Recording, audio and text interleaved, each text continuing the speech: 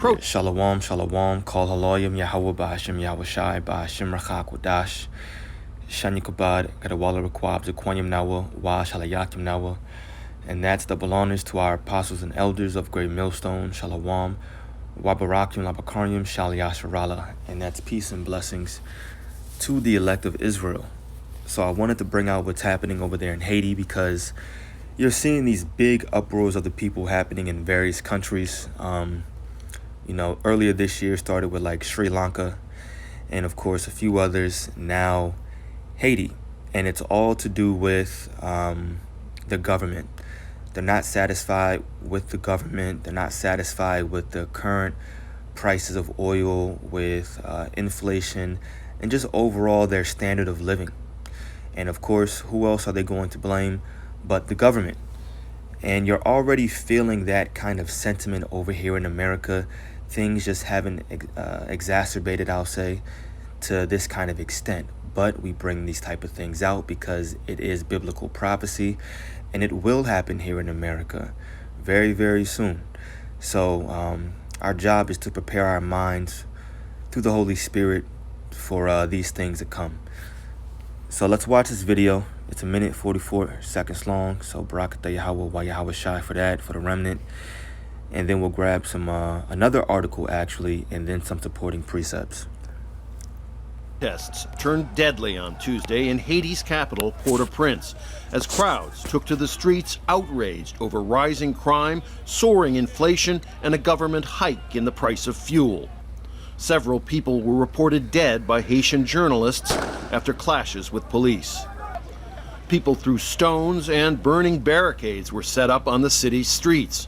The outbreak of violence came after Prime Minister Ariel Henry announced that a severe scarcity of all types of fuel would force the government to raise prices.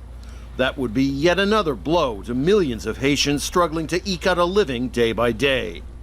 Henry has called for calm and international help in fighting gang violence. Violence pas la donne. We have to solve the violence. Violence is not going to get us anywhere. I appeal to all people to stay calm. By tout monde. The appeal had little effect. Haitians are living in a country largely without a functioning government where violent criminal gangs control much of the territory. Those gangs have made daily life extremely difficult with robbery, extortion, and brazen daylight kidnappings for ransom. The groups have grown more powerful since the assassination of President Jovenel Moïse more than a year ago. On Sunday, journalists Tesson Lathier and Franzen Charles were killed while covering a battle between rival gangs in the notorious slum called Cité Soleil. The Haitian Journalists Association called the killings further proof of the inability of the state to protect lives and property. Rob Reynolds, Al Jazeera. Right, so once again, the people over there in Haiti are in an uproar because of inflation, rising fuel prices, and of course they're blaming the government. They're not listening to their president. He called for them to, be at peace, to be calm. They're not listening. The police are out there trying to fight gangs. The gangs are fighting back. Protests are getting violent, and like the guy said, they're basically living in a place really without any kind of government. And of course, we all know that's biblical prophecy, and people are thinking that something like this is not and will not ever happen in America.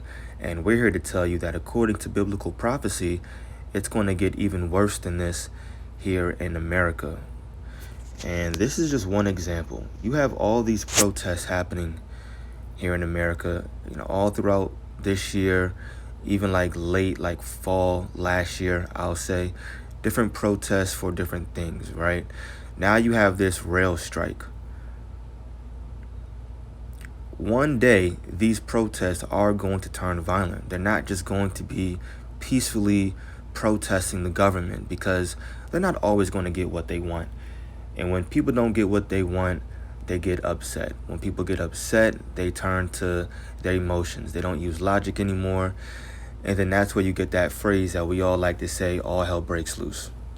That's what's happening over there in Haiti. This is one example. This is something that could happen. Me personally, I don't think that anything truly significant will come from the rail strike, but we'll see. You never know what's in the Most High's plan. So we'll watch this short video as well. It's like 7 minutes, but we're only going to watch like maybe 2.5 minutes because that's all that we really need. Jay Timmons is president and CEO of the National Association of Manufacturers.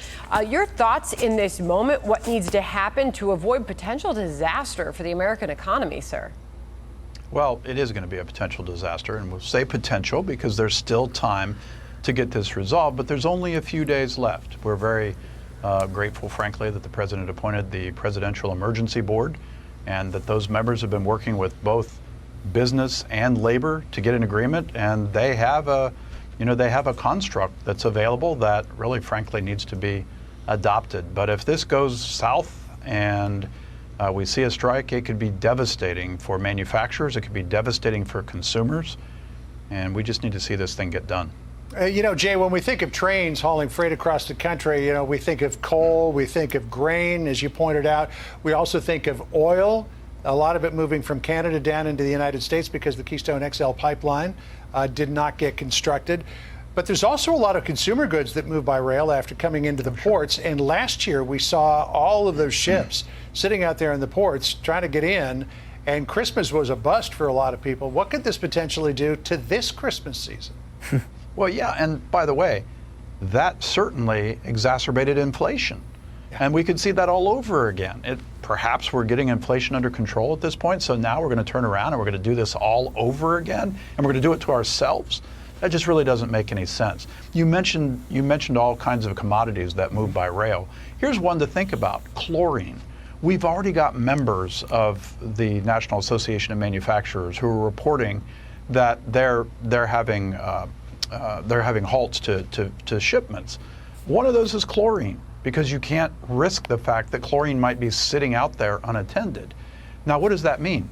That means for drinking water all across this country could be problematic, right? Do we want boil alerts everywhere across the country like we've seen in Flint, Michigan and down in Jackson, Mississippi? I don't think so. So we really need to get this under control.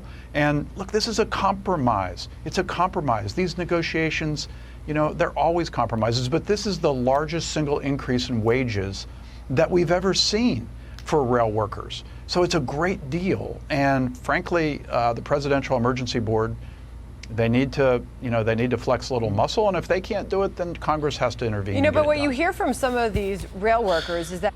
Yeah, so that's it. We're about 2.5 minutes in, but make sure that's not planned. For some of them, it's about. Okay.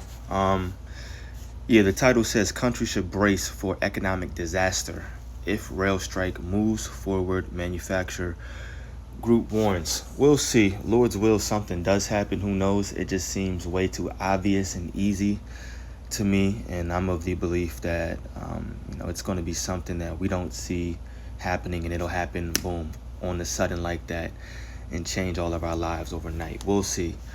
But Lord's will, something does happen. I brought this out as an example to show that protests are still happening over here in America. People are not satisfied with how they're living, and that's why this rail strike is apparently, I guess, happening right now or about to happen, because these people, working these trains and bringing the freight over here to America, they're not satisfied with their working conditions. They're not satisfied with the time that they get off. They're not satisfied with their wages. And so we could see an economic disaster from this. So it's not far-fetched. It's not far-fetched that something like what we've seen over here in Haiti could happen over here in America on a very, very, very large scale. And that's why I brought that video out. But anyway, without being too redundant, I'll grab the book of 2 Esdras 15. And this is really all we need to go through. We'll see. 2 Esdras 15. I may just start at verse 1 and read all the way down. Yeah, let's do that. 2 Esdras 15 verse 1 says, "Behold, speak thou in the ears of my people the words of prophecy, which I will put in thy mouth, saith the Lord." And that's what we're doing. We're speaking about prophecy, which means things that are going to come to pass. "And cause them to be written in paper, for they are faithful and true. Fear not the imaginations against thee. Let not the incredulity, meaning the unbelief or lack of faith, of them trouble thee that speak against thee. So when we speak about prophecy and people scorn and say, something like that will never happen in America, I don't believe it, I don't see it. Okay, cool. We're not supposed to let their lack of faith trouble us. Let it get to us and make us quiver at the knees, right? Why? Because verse 4 says, for all the unfaithful shall die in their unfaithfulness.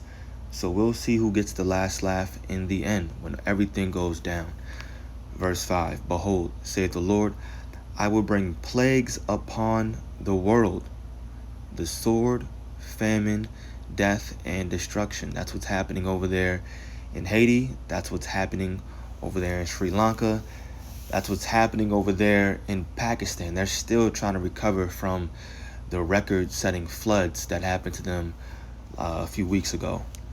Overnight is what they were saying when you watch interviews. Overnight, they were like businesses just gone, roads destroyed, bridges broken up, cars fully underwater. Overnight. It can happen over here for sure. Verse 6 says, for wickedness hath exceedingly polluted the whole earth, and their hurtful works are fulfilled. Around the entire world, all you see is nothing but anti-Messiah behaviors. People speaking out against the Most High, doing wicked and unruly acts. Therefore, saith the Lord, I will hold my tongue no more as touching their wickedness, which they profanely commit, neither will I suffer them in those things, in which they wickedly exercise themselves. Behold, the innocent and righteous blood crieth unto me, and the souls of the just complain continually. So all these plagues and destruction and disaster that's coming, it's for the wicked. It's for those who are not repenting of their sins. But the Most High hears those who are crying out, and that's the small remnant, the elect. Verse 9, and therefore saith the Lord, I will surely avenge them, and receive unto me all the innocent blood from among them. And that's what we're hoping for, deliverance. Behold, my people is led as a flock to the slaughter. I will not suffer them now to dwell in the land of Egypt. Right now we're spiritually dwelling in Egypt. This is the place of our captivity, right? Place of us being in bondage. And you have many different names for America in the Bible. Babylon the Great, virgin daughter Babylon, Assyria, Nineveh, and Egypt is just one of them. It says, but I will bring them with a mighty hand and a stretched out arm, and smite Egypt with plagues as before, and will destroy all the land thereof. Babylon the Great is the other land in the Bible that's prophesied to be completely destroyed. Of course, Israel is as well. But right here you have that link. I will smite Egypt with plagues as before, and will destroy all the land thereof.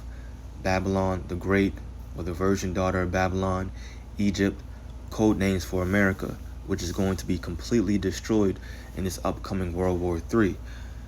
Another point to note here in verse 11, it says that the Lord will smite Egypt with plagues as before. So spiritual Egypt, America, is going to be smitten with plagues just the same exact way that the Lord did ancient Egypt before he delivered us out of that land, out of that captivity. It's going to be the same process happening, and we're seeing it right now. It's happening. That's why you have uproars of the people. That's why you have these different strikes and protests happening. It says, Egypt shall mourn, and the foundation of it shall be smitten with the plague and punishment that God shall bring upon it. They that till the ground shall mourn, these farmers, for their seed shall fail through the blasting of hail and with a fearful constellation. And you have farmers who are striking as well. Now we're getting down to the good stuff. It says, woe to the world and them that dwell therein, for the sword and their destruction draweth nigh. And one people shall stand up and fight against another, and swords in their hands. That's what's happening over there, excuse me, in Haiti. And the modern day sword is the gun. You hear us always saying that. No one's walking around, like a samurai. It'd be pretty cool, but it's not happening. No, the sword is talking about the gun, and the protests over there are most definitely violent, and violent protests are going to happen over here too. Verse 16, for there shall be sedition among men, and invading one another. If you remember, or if you heard, it said in that video that kidnappings, are happening in broad daylight. Broad daylight. 9, 10, 11 o'clock in the morning, people are getting robbed, stolen in order for ransom. You want this person back, we need X, Y, and Z amount of money. Or we need X, Y, and Z, drugs, guns, food, I'm sure. Whatever they're saying. I'm sure it's money though, with inflation happening over there. It says, for there shall be sedition among men, and invading one another. They shall not regard their kings nor princes, aka your government or the president. Remember, the president over there in Haiti, he called the people for peace, to stand down. And it said they're most definitely not listening. And they're fighting against the police. They shall not regard their kings nor princes, and the course of their action shall stand in their power. Meaning the people are going to do whatever they want. That's the definition of anarchy. No rule. A man shall desire to go into a city and shall not be able, for because of their pride the city shall be troubled, the houses shall be destroyed, and men shall be afraid. Easy.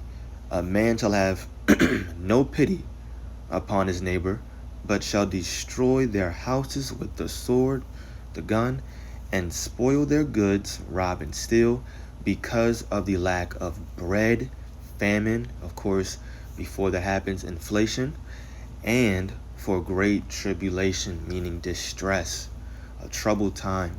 Jacob's trouble is surely going to come to America very soon.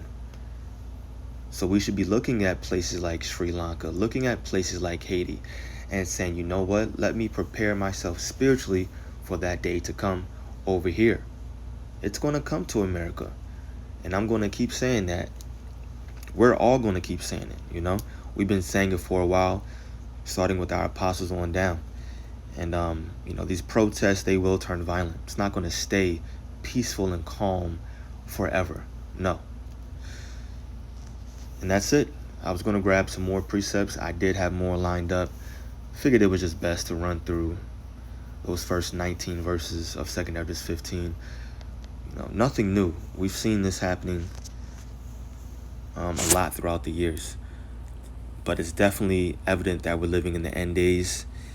And this is biblical prophecy. So I pray that this was edifying to the elect, called Halayim, which means all praises.